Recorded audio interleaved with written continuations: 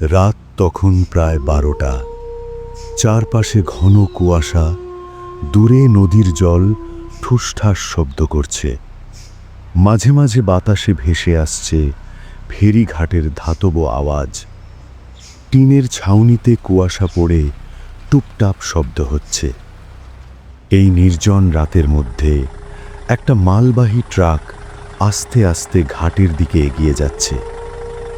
ট্রাকের হেডলাইট কুয়াশার পর্দা ভেদ করে সামনের পথটা আলোকিত করছে অল্প অল্প করে। ট্রাক চালাচ্ছেন শাহিন ভাই, বয়স প্রায় 40-এর কাছাকাছি, অভিজ্ঞ ড্রাইভার।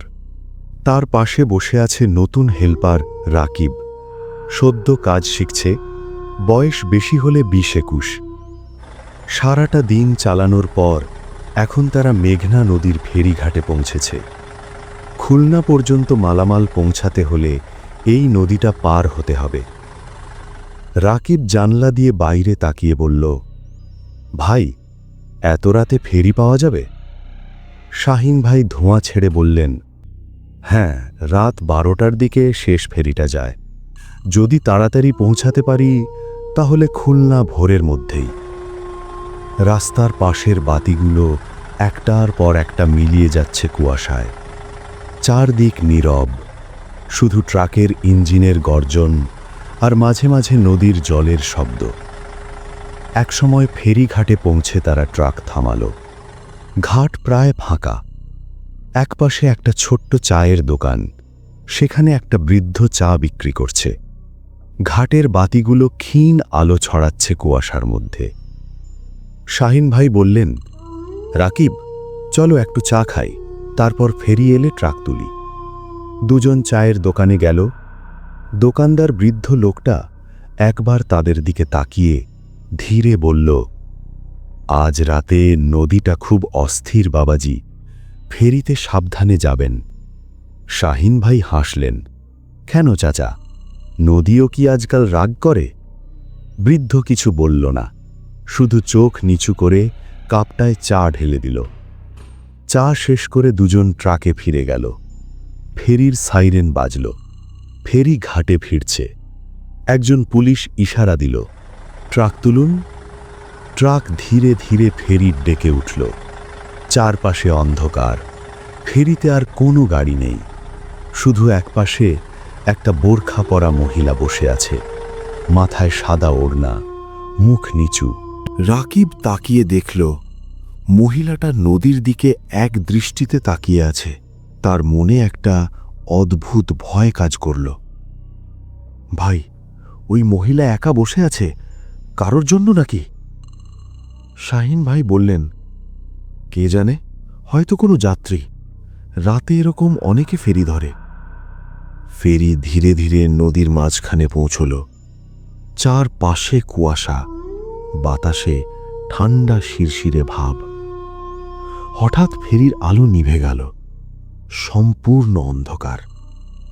রাকিব কাঁপা গলায় বলল, ভাই, আলো দিল কেন?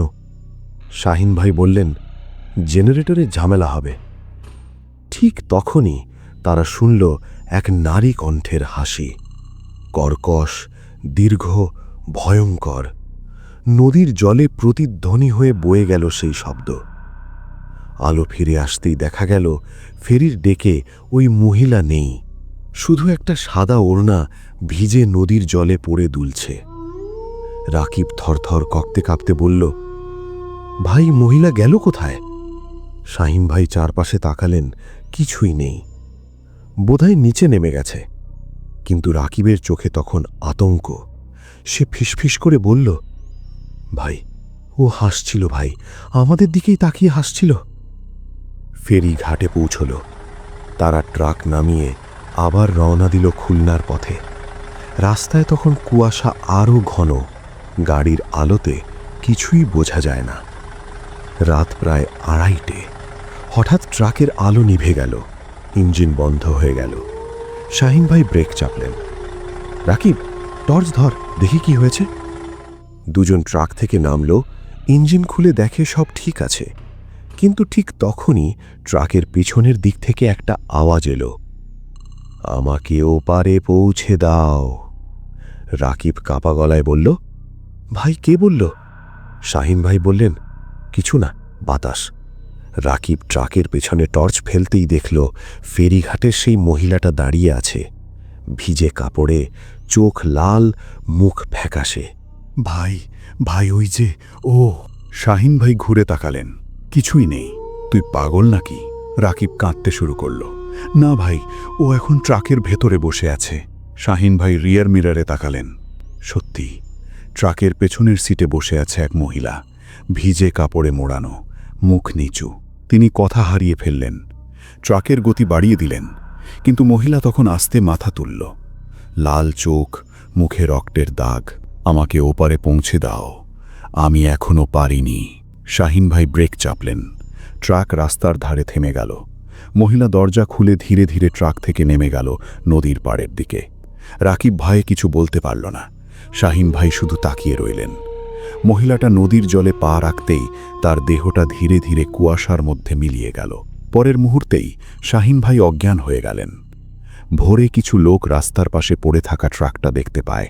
শাহিন ভাই মাটিতে অচেতন, রাকিব কাঁদছে। তারা দুজনকে হাসপাতালে নিয়ে যায়।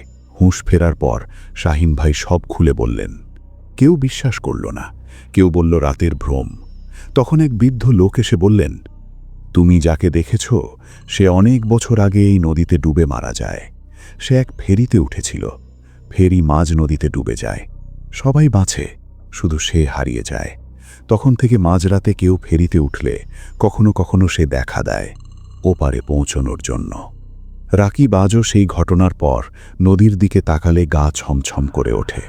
রাতে ঘুমের মধ্যে সে শুনতে পায় সেই একই কণ্ঠস্বর, আমাকে ওপারে পৌঁছে দাও। শাহিন ভাই এরপর ট্রাক চালানো ছেড়ে দেন। তিনি বলেন, রাতের নদীকে অবহেলা করো না। কিছু আত্মা আছে যাদের গন্তব্য এখনো শেষ হয়নি।